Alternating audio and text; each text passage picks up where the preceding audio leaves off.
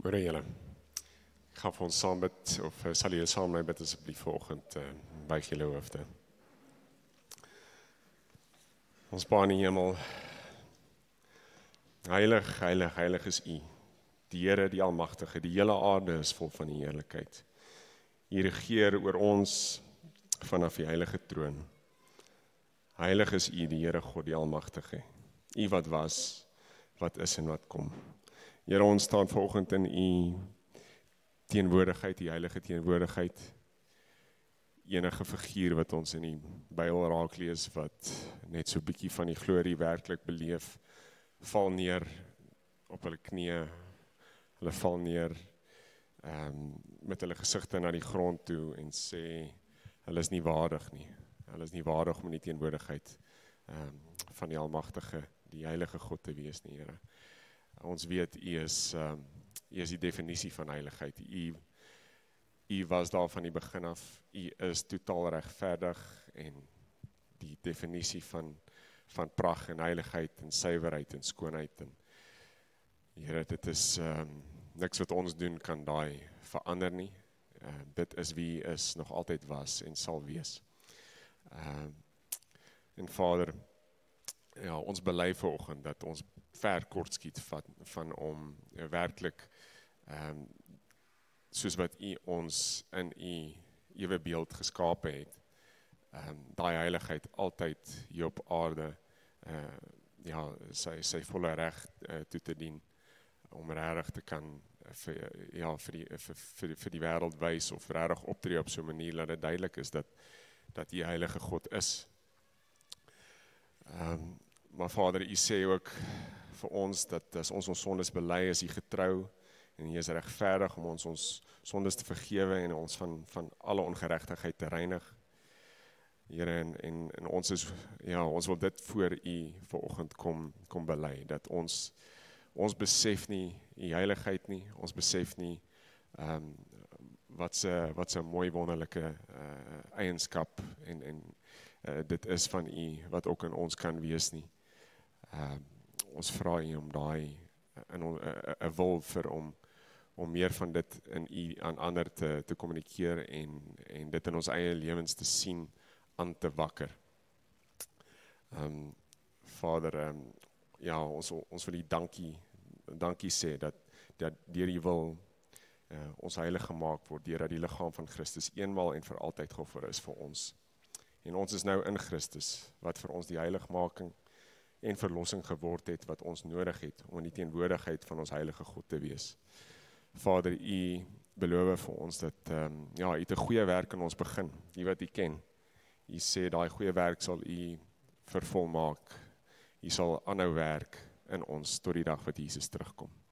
Prys U naam vir dit, en ons kan nie wag vir daai dag, wat ons ten volle heilig in U teenwoordigheid sal wees, soos wat hierdie wêreld se, dit wat hierdie wêreld nog ons mee terughou, afgeskit sal word nie. So ons bid, Here, dat U asseblief, en ons smeek U, dat U reine harte in ons sal skep, en ons sal vernuwe in ons gees, ook vernuwe in ons liggame, soos wat ons liggame as heilige offers vir U wil offer,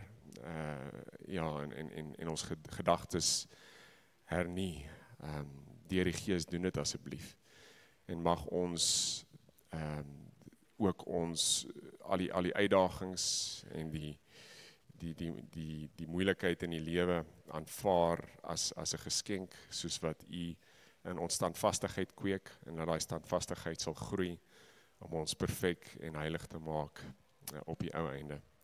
En ons bid, dat ons in die woord wat vanoggend gepreek sal word, meer bewus sal word van die heiligheid van die Here, die heiligheid van U God, die waarde wat daarin is.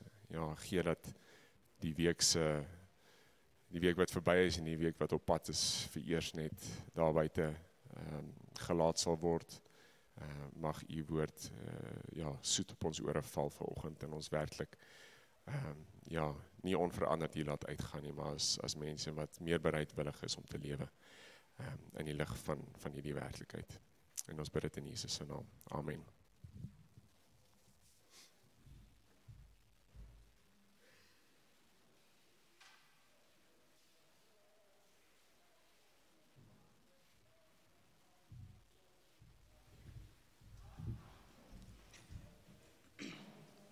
Goeiemôre Ligpunt.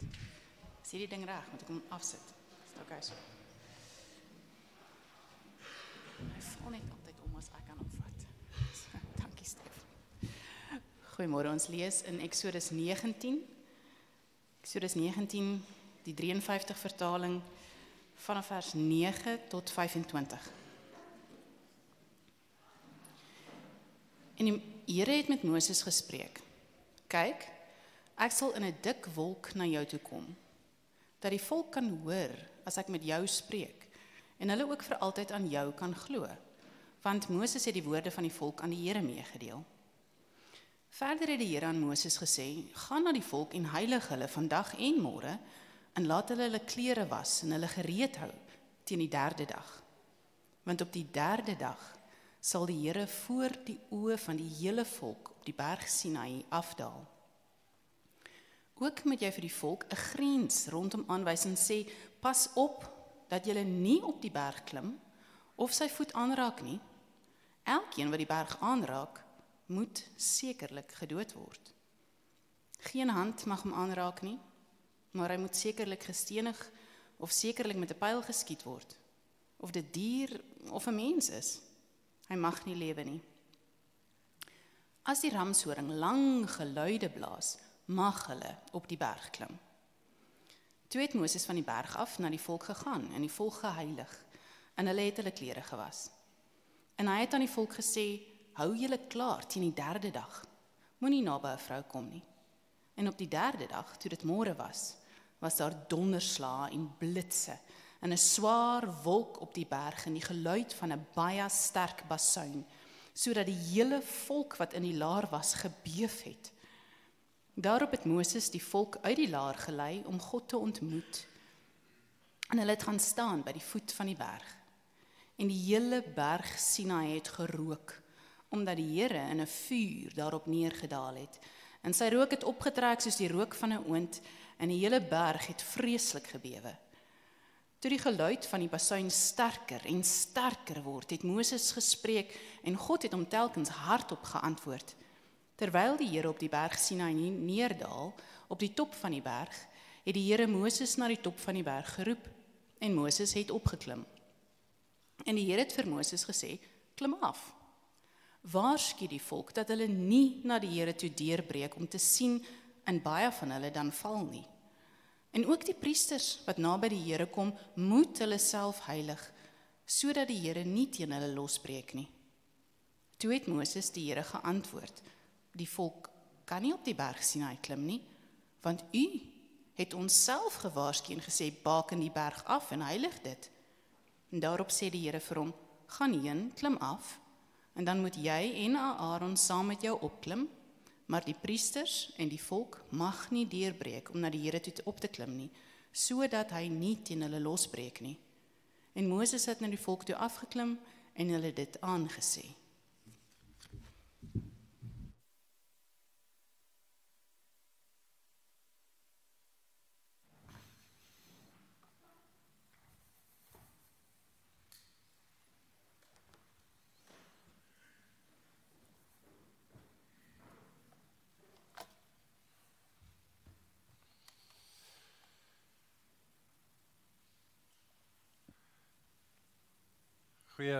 Goeiemôre Ligpunt, dit is goed om julle te sien. Ek wil saam met Stefan vir jou baie welkom sê as jy dalk vandag eerste keer hier by ons is, en so Stefan genoem het, is ons besig. Ons het net afgeskop laasweek met hierdie reeks wat ons vir 'n wyle in gaan besig wees in Exodus 19 tot 24. So baie welkom as jy vandag die eerste keer hier by ons is, en welkom aan die res van ons wat hier is, almal van ons wat nie op vakansie is nie. Dit lyk asof die groot trek plaasgevind het. So dit is goed om hier te wees, en ons kom vandag by daai gedeelte. Ek hoop jy het geluister soos dit gelees was.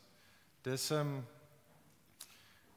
een van daai gedeeltes wat ek dink in 'n mate ons baie kere nie lees nie. Ek weet nie van julle nie, ek dink nie ons lees altyd Daar's sekere gedeeltes in die Bybel, boeke in die Bybel en gedeeltes wat ons maar baie keer so net half ons gaan net aan na die volgende gedeelte toe.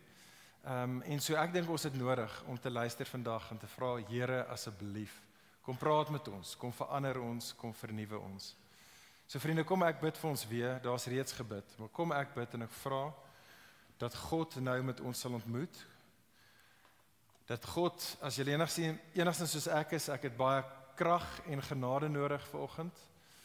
Kom ons vra vir die Here om met ons werklik te ontmoet en laat ons nie 'n heilige oomblik sal dit verbygaan nie. Kom ons sluit ons oë.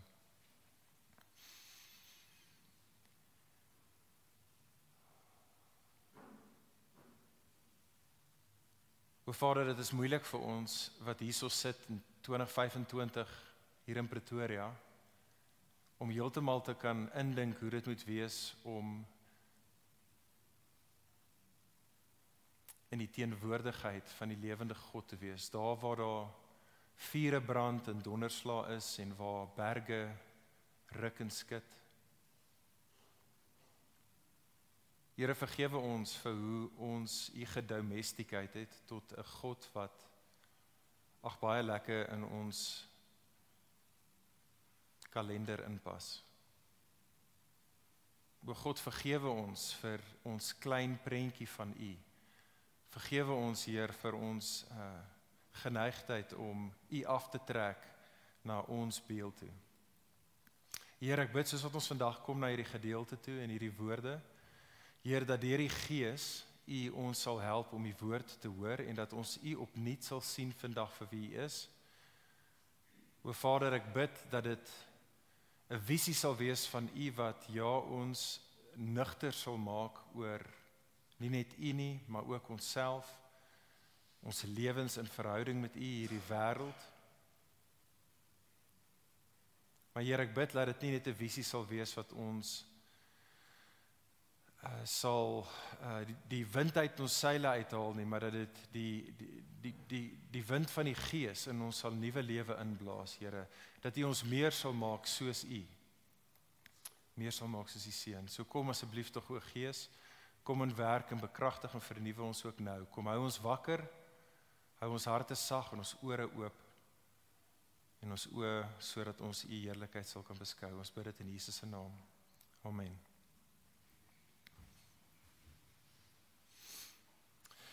Vriende, ek wonder wie van julle is vertroud met The Barna Group. Het jy al gehoor van The Barna Group?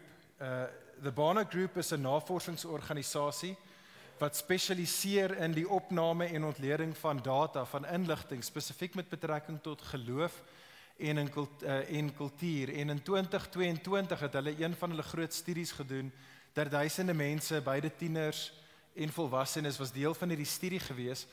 En die spesifieke vraag wat hulle gevra het vir 'n groot groep mense was hierdie. Hulle het gevra, why do you reject the Christian faith? Nou hierdie spesifieke vraag, why do you reject the Christian faith, was spesifiek gevra aan ateïste, mense wat glad nie in God glo nie, maar ook aan mense wat in ander gode of in ander godsdienste beoefen, anderste as Christendom. En deur die bank vir al twee daai groepe was dit dieselfde antwoorde gewees. Die top 3 was as volg. So nommer 3 op die lys van hoekom baie mense Christendom en Jesus nie ernstig was nie. Nommer 3 was gewees science. 'n Wetenskap. Baie het gesê gegeewe ons wetenskaplike moderne wêreldbeskouing klop dit net nie met die data van die Bybel nie, so ja, ons vat nie Christendom ernstig nie. Die tweede rede, beide vir ateïste en vir ongelowiges wat hulle gesê het hoekom hulle nie Christene is nie, het baie van hulle gesê wel. Die tweede rede is human suffering. Gegeewe die realiteit van pyn en lyding en swaar kry, beide in die wêreld daar buite, maar ook in ons eie lewens, maak dat ons dit net nie kan versoen met die idee dat daar 'n goeie God kan wees wat in beheer van alles is nie. Dit was die tweede rede gewees. Die nommer 1 rede, beide vir ateïste as ook vir mense van ander gelowiges, hoekom hulle nie Jesus en Christendom ernstig vas nie, was eens gewees. Hulle het gesê, die hoofrede is the hypocrisy of Christians.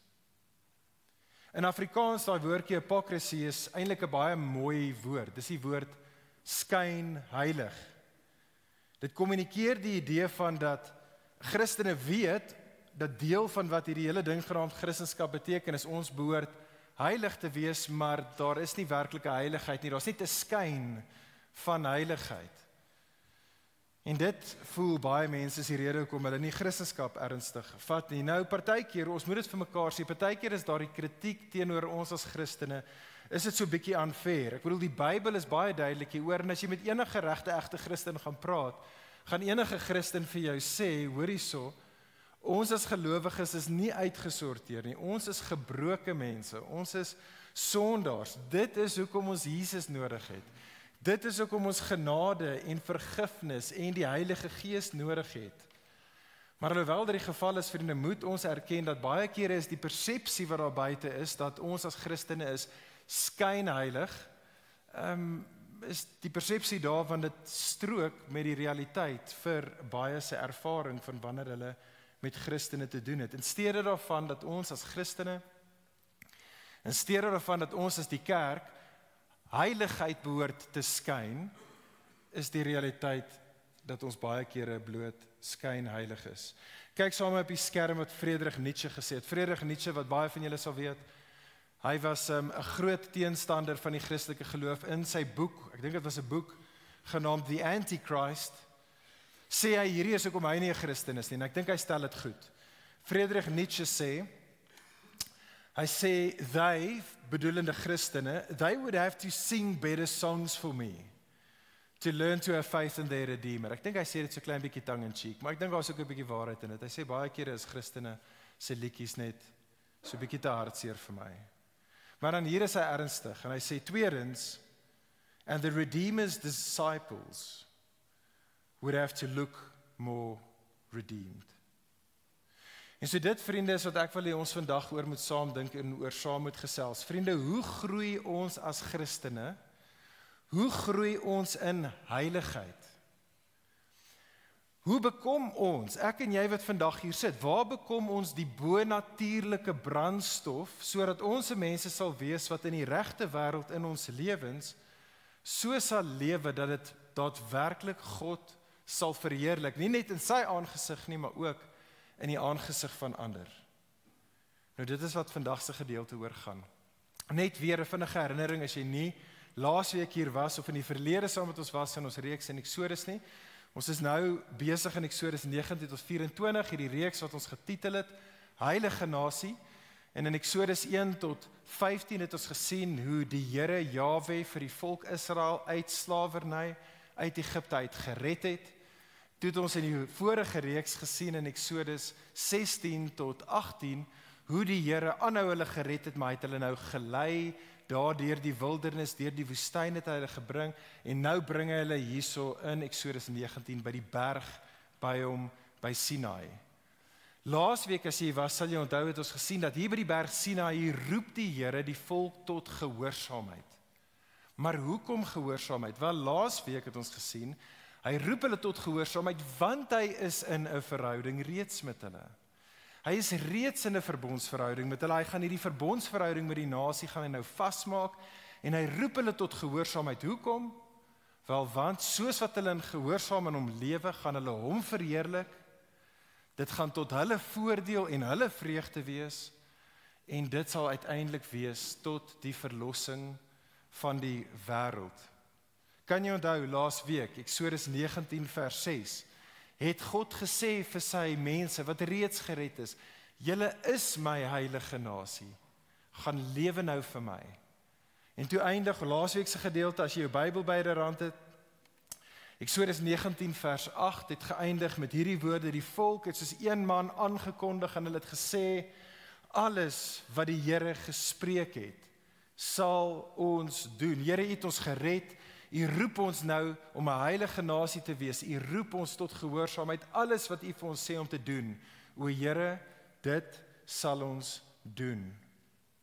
En vriende, dit dan verduidelik hoekom vandag se gedeelte daar is. Hoor asseblief tog mooi.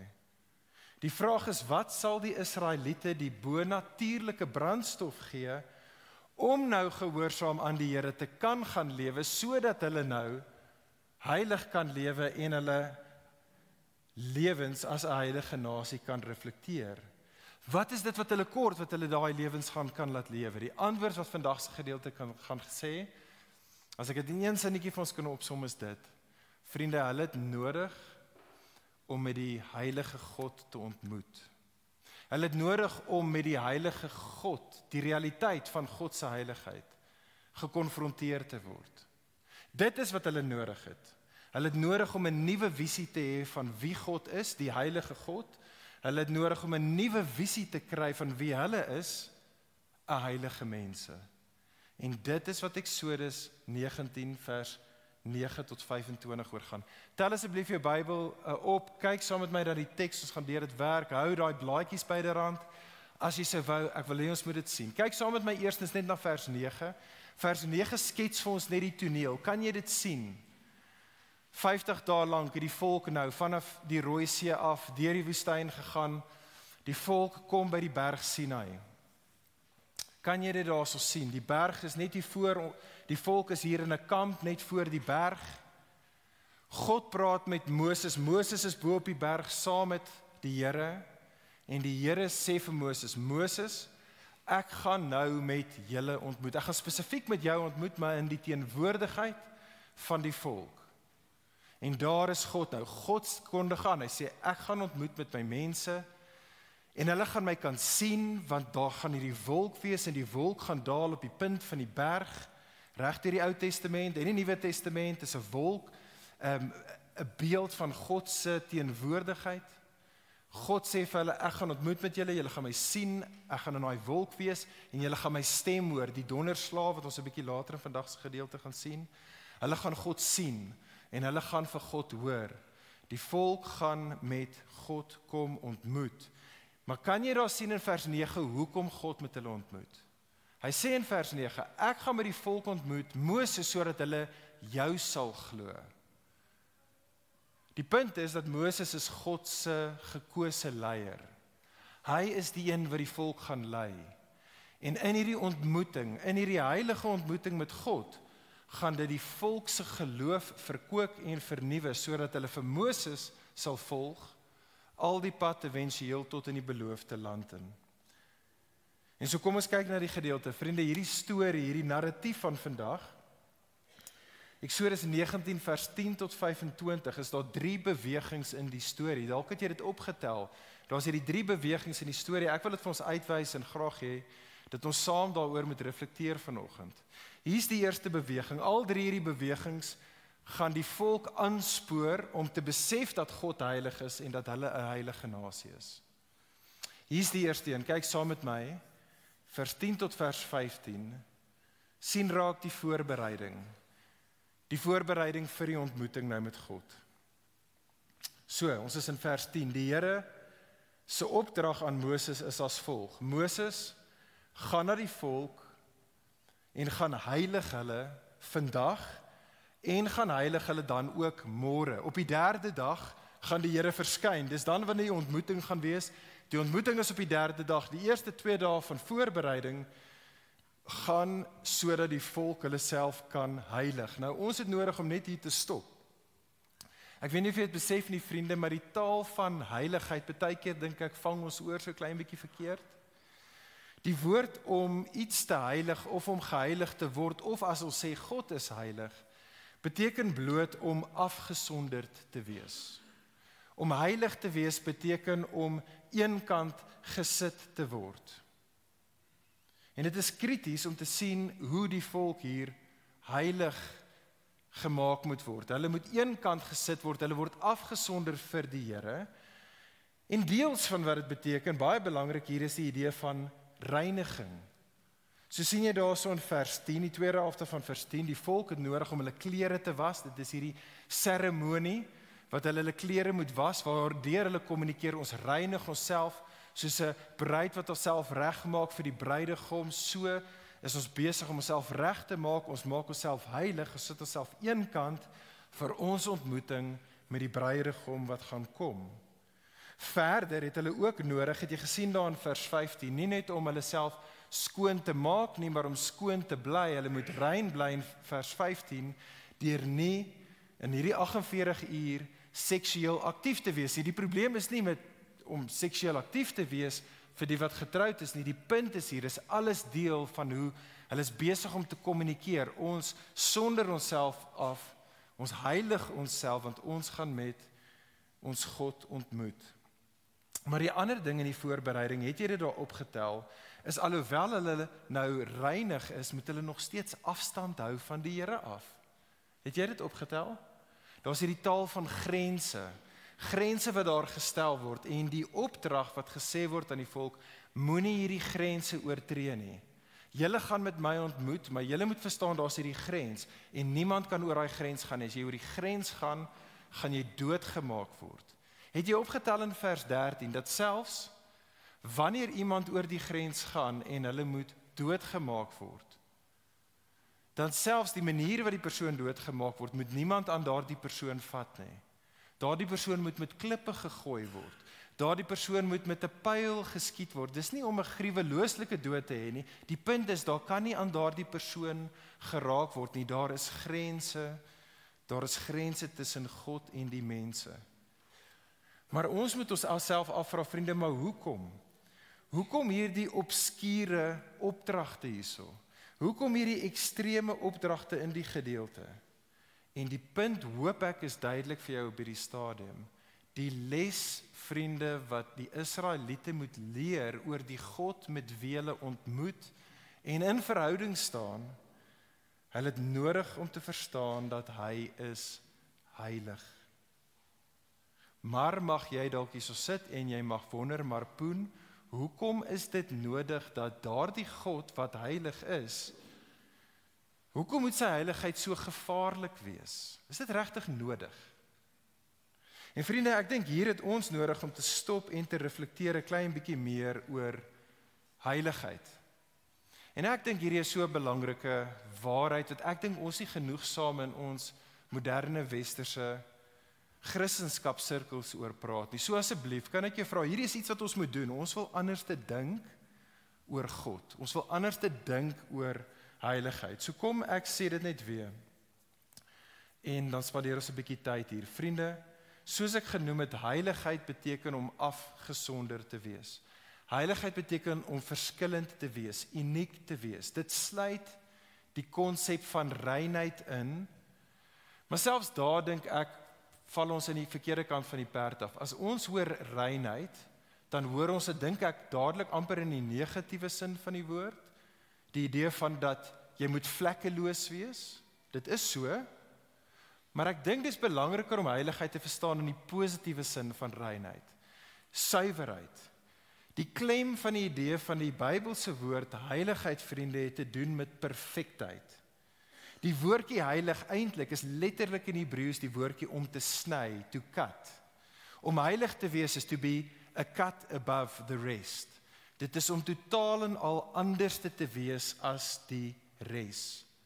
En dit is die punt, vriende, God is heilig. He is a cut above the rest. Hy is totaal en al uniek. Vriende, hoor dit asseblief tog mooi, heiligheid is nie 'n karaktereienskap van God nie. Heiligheid is die som totaal van al God se karaktereienskappe. Dis die som totaal, dit is die versamelnaamwoord vir sy wese. God se heiligheid is sy perfekte godheid. Dit beteken dat God se krag is heilig. Daar is krag in hierdie wêreld en daar's mense en daar's dinge wat krag het. God se krag is heilig. Dit is 'n cut above the rest. God se krag is soos geen ander krag nie. Dink aan die magtigste, kragtigste ding. God se krag is heilig. Dis heeltemal 'n ander kategorie, 'n ander strate, 'n ander sfeer van krag. En God se liefde, dink aan die beste vorm van liefde wat jy in wêreldse kategorieë kan dink. God se liefde is heilig. Dit is 'n cut above the rest. Dit is heeltemal anderste. Wat ook al ek en jy kan dink oor liefde, God se liefde is op 'n heeltemal 'n ander strate as dit. Dink aan God se reinheid, dink aan die suiwerste ding in hierdie wêreld wat jy kan dink. God se reinheid is heilig. Dit is 100% perfek, totaal en al anders as enigiets wat ek en jy al ooit in hierdie wêreld gesien het. Dink aan God se geregtigheid. Ons weet wat geregtigheid is. Die vermoë om die regte ding te doen en om verkeerdhede reg te stel. Dink aan die ding op aarde, dalk is dit een of ander regter, ek weet nie of hulle bestaan nie, 'n regter, wat soos 'n reg en geregtigheid perfek konsekwent toepas. Vriende, God se geregtigheid is heilig. Dis 'n heeltemal 'n ander strate van hy is absoluut altyd perfek. Beter as wat ek en jy ooit kan dink en sien, is hy 'n God van geregtigheid. En vriende, hoor asseblief tog mooi, hier dan die gevaar van heiligheid. Ek het so gesukkel om hierdie te probeer verduidelik. Maar ek dink die beeld wat die Bybel gebruik om baie kere God se heiligheid aan ons te kommunikeer, is die beste manier om dit te illustreer. En dit is die taal van, of die beeld van God as 'n vuur. Ons gaan dit sien in ons gedeelte in vers 18, 'n bietjie later vandag, dat God word gesimboliseer deur 'n vuur, Ou en Nuwe Testament. Sien ons dat God se heiligheid word as 'n vuur aan ons gekommunikeer. So kom ons dink net gou vir 'n oomblik saam aan 'n vuur. 'n Vuur is 'n amazing blessing. Vuur is 'n wonderlike seëning. Veral in die antieke wêreld, dink aan 'n vuur. 'n Vuur is lewegewend. As dit nie vir vuur is nie, het jy nie hitte nie. Soos tye soos nou, jy kry koud. As daar nie vuur is nie, kan jy nie jou kos baie lekker maak nie. As daar nie vuur is nie, kan jy nie lig sien in die duisternis nie. As daar nie vuur is nie, kan jy jouself baie keer nie beskerm van jou vyande af nie. Maar vriende, vuur is natuurlik, alhoewel dit 'n seëning kan wees, is dit ook bitter gevaarlik. Vuur is perfekte, hoogs gekonsentreerde energie. Die lig en die hitte wat vuur afgee, vriende, is so intens dat as enige iets wat van 'n swakker konstitusie is, in aanraking kom met vuur, dan verbrand dit disintegreer, dit word vernietig. En vriende, dit is die menslike taal wat die Bybel gebruik om te sê hoe dit is as ons in die teenwoordigheid van hierdie God wat heilig is, wat in elke aspek van sy wese so perfek suiwer is, as ons as 'n gebroke, 'n gefalle, 'n sondige, nietige mense in sy teenwoordigheid kom, is ons soos hout of gras, wat in die direkte kontak gekom het met die vlamme van 'n vuur. Vriende, hoor asseblief tog mooi, terug by vers 12 en 13, hoor mooi, die grense wat hier ingestel word by die berg. Vriende, dis nie vir God se onthaalwe nie, dis vir die mense se onthaalwe. Die grense wat ingestel word daar, is nie sodat die mense vir God nie moet kontamineer nie, asof ons God kan kontamineer met ons sonde nie. Dis nie die punt nie. Die punt is eerder dat gegeewe hoe ons is, as ons sy teenwoordigheid kom, sou ons gereüneer word. O vriende, Hebreërs 12 vers 29, Nuwe Testament, beskryf ons God as volg. Ons God is 'n verterende vuur. Nou ek besef, hierdie is 'n ontnigterende waarheid. Maar vriende, dit is so fundamenteel tot Bybelse Christendom dat ons moet hierso stop. Ons het nodig om hierdie diep in te dring vanoggend en dit net weer vir onsself te sê.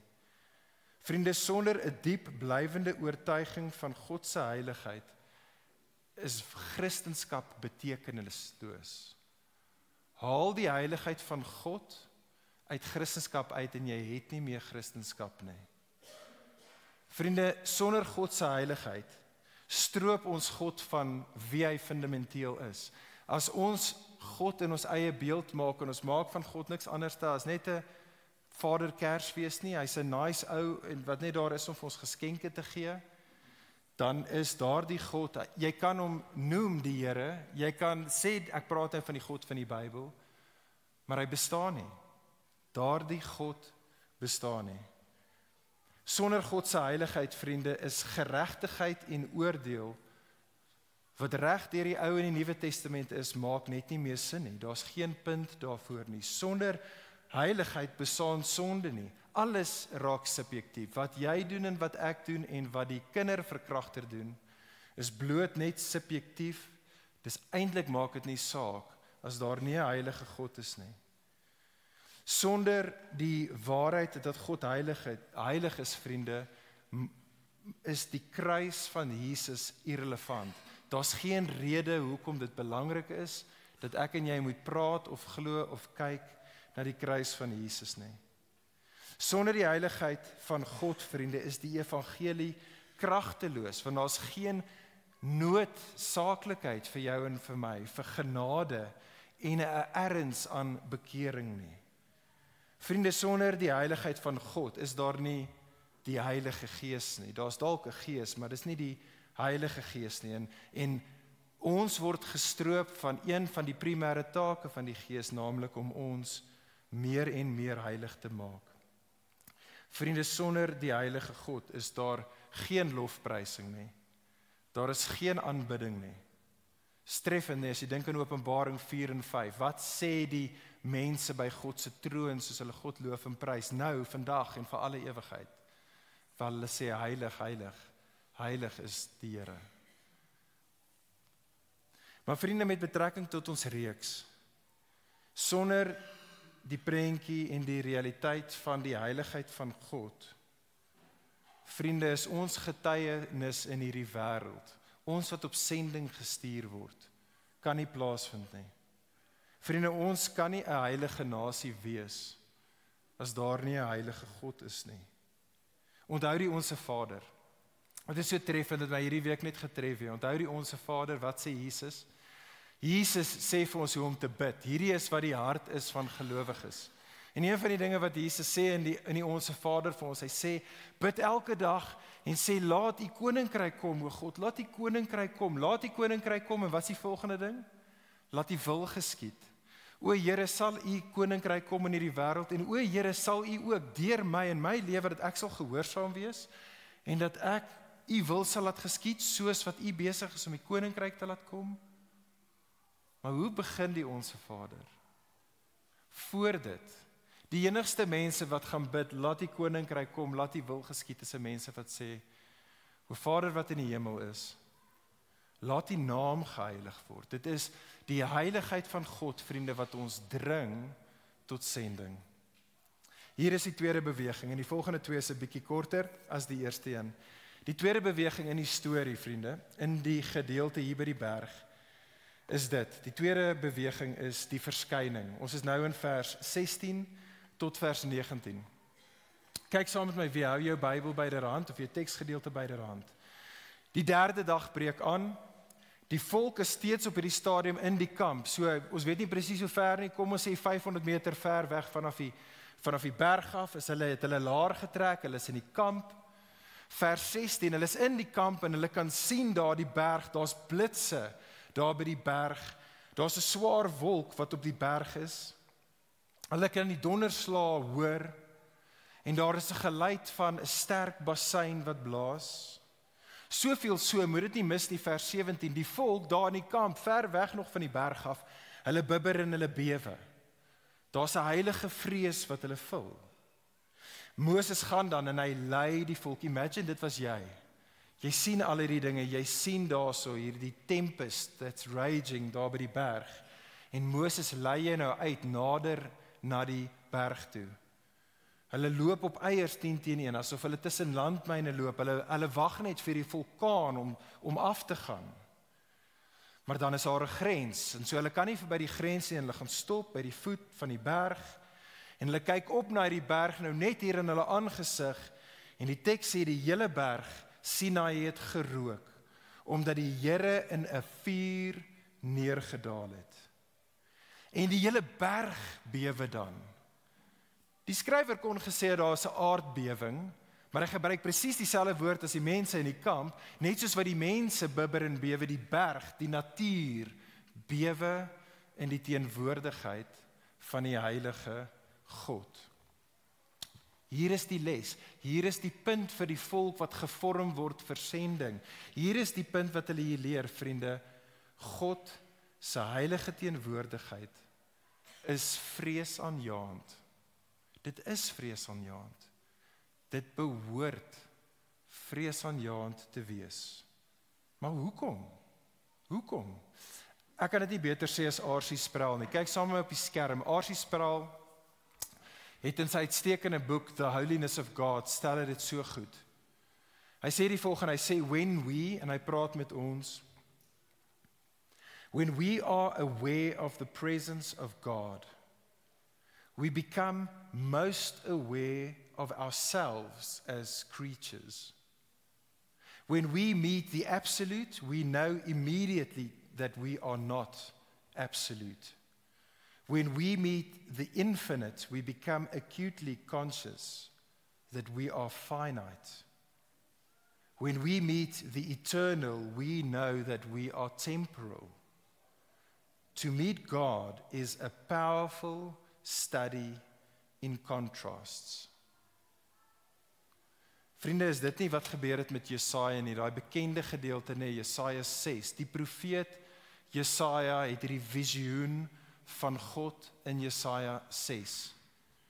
Hy sien die Here in die tempel verhewe op sy troon en daar's serifs, daar's hierdie weermag, bouncers, soldate, engele wat uitroep, heilig, heilig, heilig is die Here van die leerskare. Die hele aarde is vol van sy heerlikheid. Jesaja sê vir ons dat alles het gebewe, net soos by die berg, alles het daar gebewe en daar was rook, sê hy, oral in die tempel, net soos daar by die berg in Eksodus 19.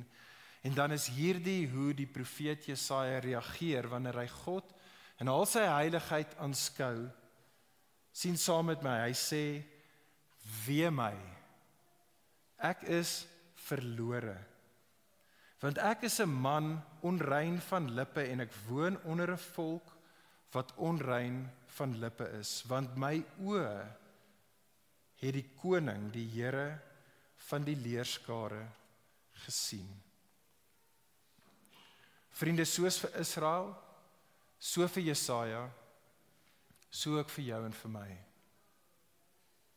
Kan ek jou vra, soos jy vandag hierso sit, het jy al ooit die heilige God ontmoet?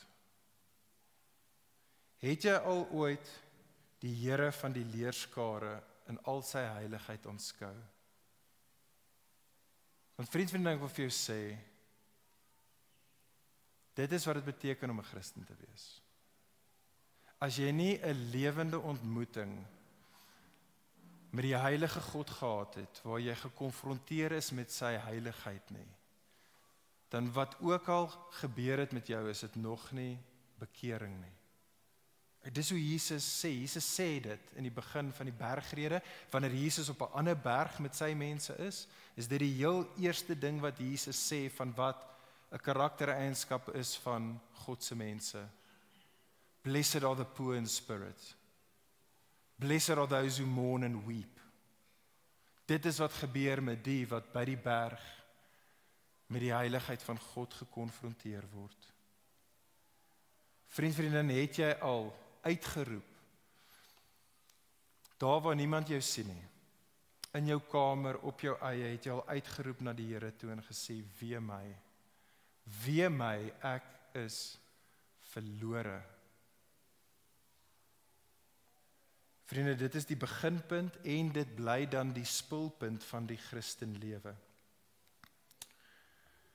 R.C. Sproul in daai einste boek, hy verwys na hierdie ervaring wanneer iemand ontmoet by die berg met die heilige God. Hy beskryf dit as the trauma of holiness.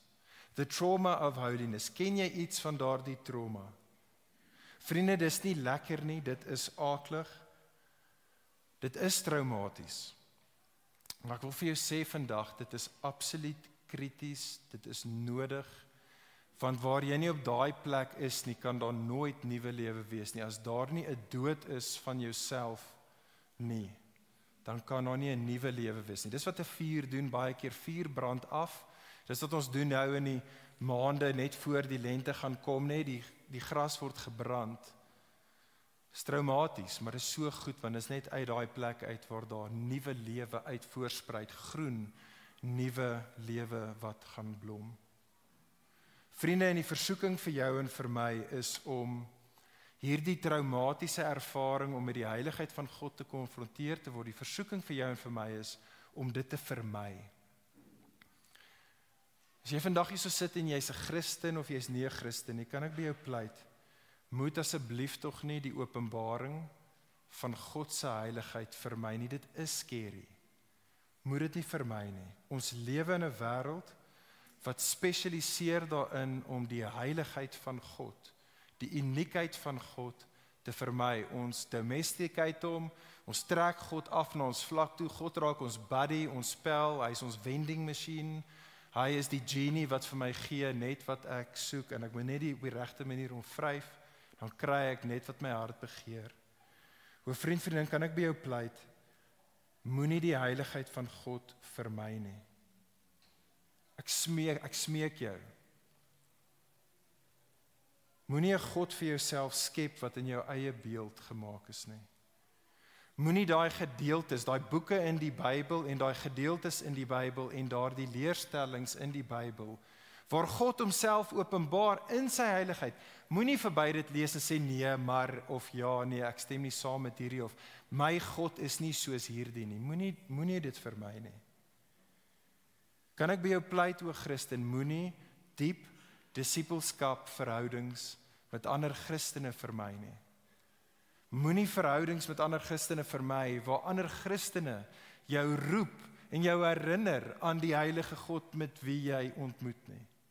Ander Christene wat jou accountable hou en vir jou sê, maar hoor hierso, hoe jy nou lewe is nie die wil van die heilige God nie. Moenie hulle vermy soos wat jy die heilige God probeer vermy nie. O Christen, kan ek by jou pleit, moenie die stem van die Heilige Gees vermy nie. God se Gees is heilig en ons weet wanneer ons besig is om nie te lewe in die lig van ons heilige God nie. Moenie sy stem vermy nie. Hoekom nie? Wel vriende, want sonder die trauma van heiligheid sal ek en jy nooit ons behoefte besef en in bewondering staan van God se middelaar nie.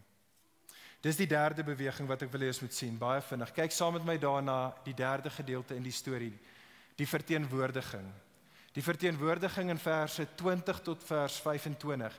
Die toneel hier, ek weet nie hoe dit gelees was of het jy dit opgetel, dis nogals interessant, dieselfde woorde word herhaal oor en oor en oor in vers 20 tot 25, en dit is die taal van opklim en afklim en opklim en afklim, jy raak later heeltemal die mekaar in die gedeelte, want daar's baie op en afgeklimmery wat in hierdie laaste toneel is. Die eerste ene is God. Sien jy daar in vers 20, die Here gaan by die berg neerdaal, so ek imagine, hierdie wolk was bo die berg, en nou gaan hierdie wolk so klein bietjie afsak op die bopunt van die berg af. Dit is God wat sê, ek gaan nou afkom om nou met my mense te kom ontmoet, hier op die derde dag, en so die wolk kom af, die Here kom af, Moses word dan geroep op, sê die teks, na die bokant, na die top van die berg toe. Dan daar vers 21, beveel die Here vir Moses om weer af te klim, want hy met die mense te gaan waarsku, om te sê, hoorie, onthou hierso mense, julle kan nie verby die voet van die berg kom nie, julle moet daar bly. Maar dan gaan dit aan, wel, so die mense moet onder by die voet bly, maar daar is hierdie ander groep mense, wat hier genoem word die priesters, maar die priesters word eers later aangestel, so hierdie is 10 teen die familiehoofde van Israel, hulle word opgeroep om op te gaan, so die mense moet by die voet bly, die priesters, die hoofde van die families van Israel, hulle kan opgaan, maar ook net so halfpad, daar is 'n tweede grens vir hulle, en die Here sê vir Moses, sê vir hierdie priesters, hulle kan nie verby hierdie grens gaan nie, want as hulle verby hierdie grens deurbreek, sal ek losbreek op hulle. Maar, sien jy dit daar in die gedeelte vers 24, die Here sê vir Moses, jy en Aaron, anders as die mense hieronder en anders as die priesters hier, julle kan tot heel bo, kan julle kom in my direkte teenwoordigheid. En dan vers 25, weer 'n keer klim af Moses en gaan vertel dit alles vir die mense. Wat gaan hier aan? Wat is die punt van dit alles? Dis belangrik. Die punt hier, vriende, is dat die berg dien as 'n prototipe vir die tabernakel en daarna die tempel wat gaan kom. Kyk saam met my op die skerm, dis 'n bietjie van 'n hartseer prentjie wat ek probeer maak het om dit te kommunikeer, maar ek dink dit help ons om te verstaan wat hier aangaan in die gedeelte. Die punt is, die berg is soos die tabernakel. Dit is die plek waar God en sy mense ontmoet. En daar is 'n plek waar die volk kan in die teenwoordigheid van die Here wees, maar hulle kan nie verby die voet van die berg kom nie. Hulle kort verteenwoordiging daar. Daar's priesters. Die priesters kan daai een plek, daai een spasie nader kom na die heilige teenwoordigheid van God toe, want selfs daai priesters moet daar bly. Net Moses op hierdie stadium, want hy is die leier, en Aaron, want hy gaan die hoëpriester word. Hulle is welkom in die allerheiligste van God. Die punt, vriende, van dit alles wat God besig is om vir Israel te leer en vir ons te leer, is belangrik. Die punt is dit, ten einde in 'n verhouding met 'n heilige God te woon en te wandel, vriende, benodig 'n sondige mense verteenwoordiging. Ons benodig middelaarskap. Ons benodig 'n middelaar. Weereens, soos vir Israel, so ook vir ons, so vriende, en so vir die ganse mensdom. Hoor dit asseblief tog mooi vandag, vriende, daar is net een manier. Daar is een manier wat ons as gefalle sondige mense in God se teenwoordigheid kan kom en in God se teenwoordigheid kan bly, en dit is net by wyse van 'n middelaar. Dis net by wyse van 'n priester. Iemand wat beide God en ons kan verteenwoordig. Iemand wat in die allerheiligste heilige teenwoordigheid van God kan inkom, dit kan betree en daar versoening vir ons kan maak. En hoor vriende, hoor asseblief tog mooi die goeie nuus. Die goeie nuus is ons het so 'n middelaar. Ons het die beter Moses, ons het die ware hoëpriester en sy naam is Jesus. Hoor hoe sê Hebreërs 12 dit. Hierdie is amazing. Hierdie moet vir jou hoendervleis gee. Gee my hoendervleis. Kyk saam met my na Hebreërs 12. Hebreërs 12 praat met ons as Christene.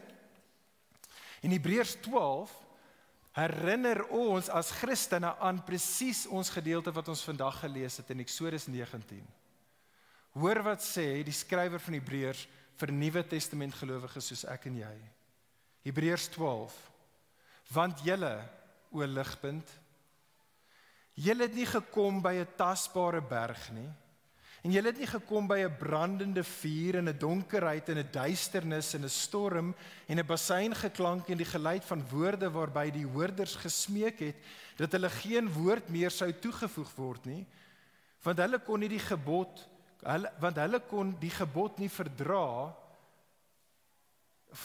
nie. Selfs as 'n dier die berg aanraak, moet dit gestenig word en met 'n pyl neergeskiet word. En Moses, so vreeslik was die gesig, het gesê, ek is verskrik en ek sidder. Maar ligpunt, Christen, kerk, julle het gekom by die berg Sion en die stad van die lewende God. Julle het gekom by die hemelse Jerusalem en die 10.000 engele, by die feestelike vergadering en die gemeente van eersgeborenes wat in die hemele opgeskrywe is. En julle het gekom by God.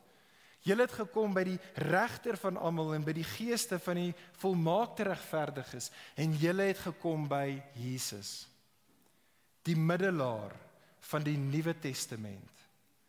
En die bloed van die besprinkeling wat van 'n beter dinge spreek as die bloed van Abel. O Christen, knyp jouself in die binnebeen. Besef dit. Besef jy dit? Daar's geen grens en skeiding tussen jou en die heilige God nie. Daar's geen voet van die berg wat as jy verby dit kom, dan gaan jy doodgemaak word nie. Jy en ek, Christen, is welkom tot in die diepste, allerheiligste troonkamer van die Here. Elke liewe sekond, elke liewe dag. Ek en jy lewe daar. Nou reeds sê Hebreërs 12 in die heilige teenwoordigheid van die heilige God. En ons het direkte toegang, o vriende, danksy Jesus. Kyk weer na daai laaste woorde. Ek hoop dit is op die skerm nog. Daai laaste woorde. Hoe pragtig is dit, vriende? Jesus se bloed spreek 'n beter woord as wat die bloed van Abel gespreek het. Die bloed van Abel, Kain, het sy broer Abel doodgemaak, en daar in Genesis 4 het daai bloed uitgeroep. Wat het die bloed gespreek? Die bloed in Genesis 4 het uitgeroep, 'n onreg was gepleeg, geregtigheid moet geskied, oordeel word verdien. Dit is wat die bloed van Abel gekommunikeer het.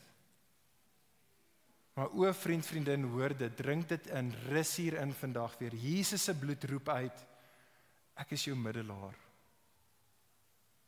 Ek sal jou ongeregtigheid op my neem. Ek sal jou oordeel vat. Ek sal my geregtigheid aan jou gee, sodat jy in die direkte teenwoordigheid van die Here toegang geniet.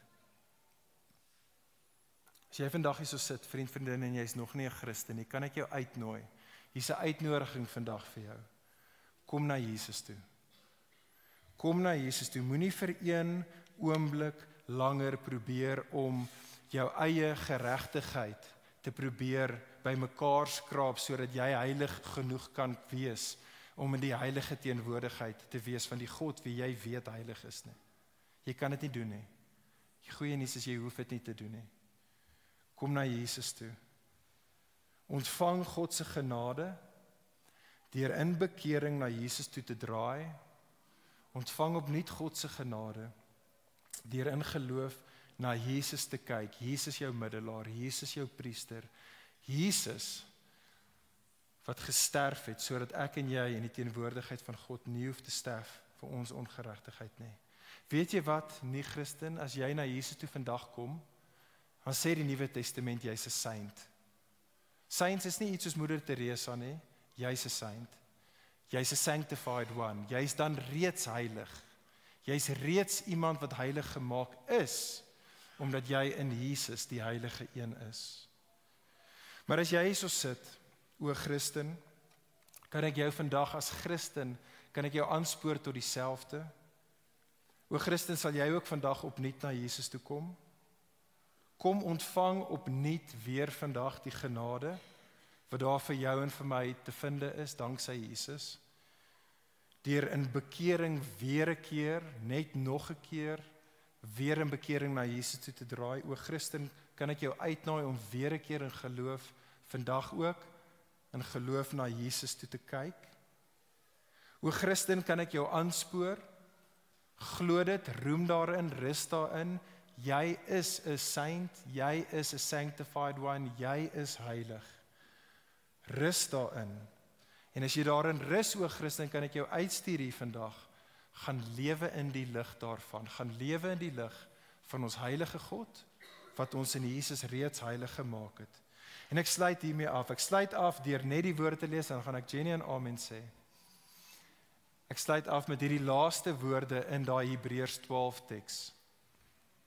Hierdie is die oproep aan ons, o Christen. Daarom, o Christen, daarom, omdat ons 'n onwankelbare koninkryk ontvang, laat ons dan dankbaar wees en so God welbehaaglik dien met eerbied en met gepaste vrees, want ons God is 'n verterende vuur.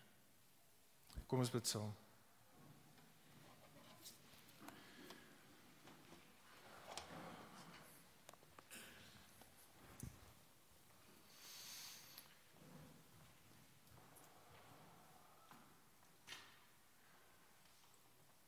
O hemelse, heilige Vader, ons loof en ons prys U vir U Seun, Jesus Christus ons Here.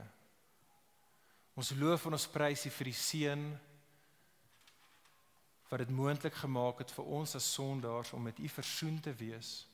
En ons loof en ons prys U, o Heer, dat ons in U nabye heilige teenwoordigheid altyd kan lewe en altyd is en altyd net danksy Jesus. Ons loof en ons prys U dat U het vir ons U Heilige Gees gegee, sodat ons oë kan hou op Jesus en soos ons na Jesus kyk, versoen met U en uitgestuur deur U, dat ons nou soos Jesus heilig kan gaan lewe. O Here, ek bid en vra dat U ons sulke mense toenemend sal maak. Ag en Here, hou ons hier by die berg waar ons U kan sien in die heiligheid en waar ons toenemend deur die krag van die Gees ook groei in ons heiligheid. Ek bid en vra, o Heer, maak ons so mense, nie net vir ons eie voordeel en ons eie vreugde, Here, maar vir die verlossing van 'n wêreld, Here, wat op pad is na 'n ewigheid sonder U toe. Asseblief, o God, stuur ons uit, soos Jesus, en in Jesus se naam ons bid dit. Amen.